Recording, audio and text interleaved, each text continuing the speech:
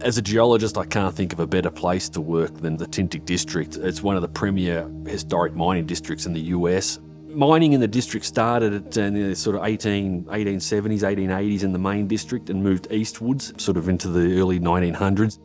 The East Tintic is under cover, it's under volcanic cover, which means a lot of the deposits that were discovered at that time were blind discoveries. I think there's only one outcropping occurrence of mineralisation on surface in the East Tintic district. So there was a lot of shaft sinking into areas of alteration, discovering these major base metal deposits, and the whole district grew from there. So through the 1910s, 1920s, 30s, certainly there was a lot of activity here with both lead zinc operations and then the precious metal gold and silver operations. In terms of the mining that was done underground, it's old structure, rails and rail cars and things like that. Tintic Consolidated Metals owns over 14,200 acres of patented claims and about 7,000 acres of surface rights. This area covers 23 past-producing mines. Where our admin offices are is where the Bergen mine is located. It is connected to the Apex 2 mine, which is literally over the hill. Apex 2 is connected to Apex 1, which is on the other side of the road. And as you go up the valley, you've got the Eureka Standard, you have the Trixie. The focus now is to actually further develop the Trixie. There's a lot of exploration that still needs to be done, but as we're doing that, we're also mining. But there are 22 other mines, past producers, some very good past producers, which offers a great opportunity for development.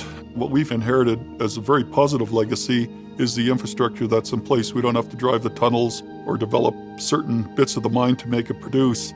One of the benefits that the company had in acquiring the project was this legacy data set. There's an enormous amount of historic information on all of the deposits here in the projects, all in hard copy formats. So the company spent sort of 4 or 5 months and the group pulling all that data into modern mining software systems and 3D models for the first time. And from that, we're able to develop the targets that we developed onto. Tintic Consolidated Metals started development of the Trixie in 2019. The decision was made to actually go underground in the Trixie. There was some rehabilitation work required. Targets were identified on the first level of the mine, which is 625 feet below surface. There had historically been produced about 158,000 ounces of gold and I think almost 4.7 million ounces of silver. In today's price, that's about $250 million in terms of just the gold alone.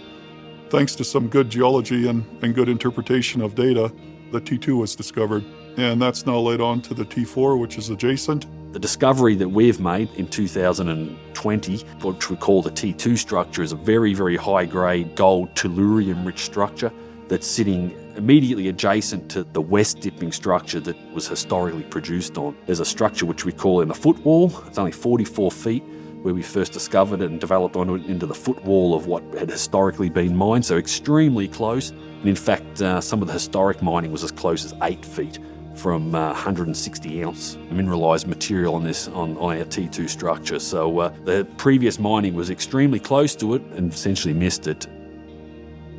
Working in an operation where you're not looking at, say, 0.25 ounces or 0.2 ounces per ton, you're actually working in a grade that's been up to, over 400 ounces a ton in certain areas of the T2, but certainly overall averaging on strike around a little over 5 ounces is absolutely amazing. And it's amazing not just to myself, but everybody that works at the mine.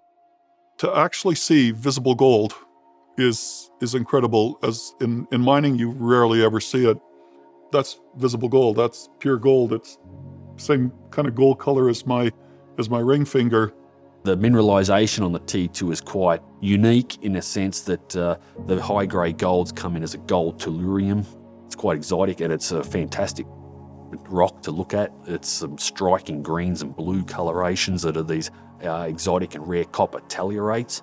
And whenever you see that dark mineral underground, we know that that's intergrown with significant visible gold. You'll not see rocks as high-grade and spectacular. There's very few places in the world where you're fortunate enough to work on rocks that are of the grades that we have. TCM is certainly targeting a resource target in the Trixie itself with the T2 structure and the discoveries within the Trixie and expanding that T2 structure, both at depth and along strike. Have a resource target of about 400,000 ounces, which is conservative within the Trixie itself. And then beyond that, in the next sort of 2 to 3 year time frame, bringing on additional resource opportunities in a near mine sense, and again apply the same approach. Going from polymetallics, or the gold and silver, to lead zinc, it actually provides TCM with the opportunity not just to be working with precious metals, it offers us the opportunity with base metals, and commodity prices are very good. We also believe that there's porphyry copper below. That's a really big find. We're currently at about 45 tons a day, and over the next few years, plan decline from surface, expanding the mine. Target is to go up to 500 tons per day, which covers the Trixie and also potentially the adjacent mine, the Eureka Standard. Associated with the mine development is the processing.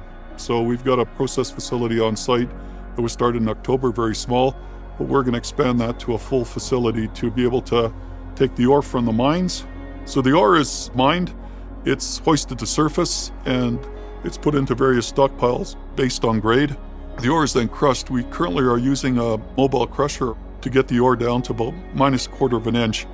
We just literally take it and put it into vats. We have 4 vats. They're about 75 tons capacity each. We have a 9-day residence time from the start of loading up the vats, running cyanide through it, and then running a hypochlorite kill fluid through it. We capture the gold through solution in carbon. We've had a laboratory re-established on site. Underground samples are collected. Samples go through the laboratory there. The first step is to dry the samples in the oven. Jaw crusher that takes the rock down to, I think, about 2 mil, and then into a pulverizing unit that pulverizes that to a pulp. That pulp then is put into a packet and goes around the corner into what's called the fire assay room. That pulp material is put into a crucible and mixed with fluxes. The crucible is placed into the furnace. They're melted down. That separates the gold and silver into a lead bead, in fact. Then they put into nitric acid, and the nitric acid, they part the samples so that they left then with the gold and the silver in solution. And then the gold goes into the weight room, and they determine then the amount of gold in that sample, and it gets calculated out. The grades that we're operating in the mine, we typically report those in ounces per tonne, and they can be anywhere from 10 ounces per tonne up to, I think our highest grade face sample was 467 ounces per tonne, which is quite an impressive grade. The group has grown very quickly. There's 100, 120 people on site. We all work collectively, sort of as a dedicated team each day. There's management in place that have really taken the company forward, both in the sort of early days of when we first arrived in 2019 and into production. The team element to this company is really, really important. We put a lot of effort into getting the right incentives for these people, for Trixie to be attractive as a place to work and as a place to live too. So we're very excited about the fact that, as we move forward and we start opening up mines, we're very hopeful people are going to build up more houses in Eureka, more houses in Santaquin, Saratoga Springs, for example. They're earning a good salary. They're spending money. It's good for us. It's good for the employees. It's also good for the community. And we see that increasing substantially over the next couple of years. During the course of 2021, we've gone from an operation that needed cash input to operate to a point where third to fourth quarter, we were cash flow positive, not just on a month-by-month basis, a good month and a bad month, but we're sustainably cash flow positive. So the fact that a Cisco is coming on board and we're going to be part of a Cisco, I think that's a very good start. Based on the way that we're operating and the people that we've met at a Cisco, I see us working very well as a team. Going forward, I think it's going to be a good opportunity, very good opportunity for a Cisco in terms of what they see from a regional perspective. One of the things that is the difference here that's really important is that we get to accelerate a lot of this work, working with a Cisco. TCM and the project offers a fantastic opportunity for investment and future investors, from an exploration company that, identifying opportunities and targets, drilling those and then developing onto those and becoming a producing company and producing gold within a very, very short period of time. So I can't think of too many other examples where a company has had such an accelerated path towards production and at early stage. So it's very exciting for the company and the people that are here. The opportunity we see at just the Trixie is in the hundreds of millions of dollars in terms of the ore deposit and the ability to mine it. If you actually multiply that to the adjacent mines and the other mines that we own under TCM, it's a big multiplier effect. Plus, we do have the infrastructure to support opening up further mines. Additional opportunities in both the historic mines as well as develop a really solid, strong pipeline of projects that the company will, develop in the sort of 3 to 5 year time frame and longer into the 10 to 20 year time frame. And across the district has a target of sort of 5 million ounce, which I think is very much focus for the company and very exciting investment opportunity for those that wish to sort of partake on the journey that TCM is on.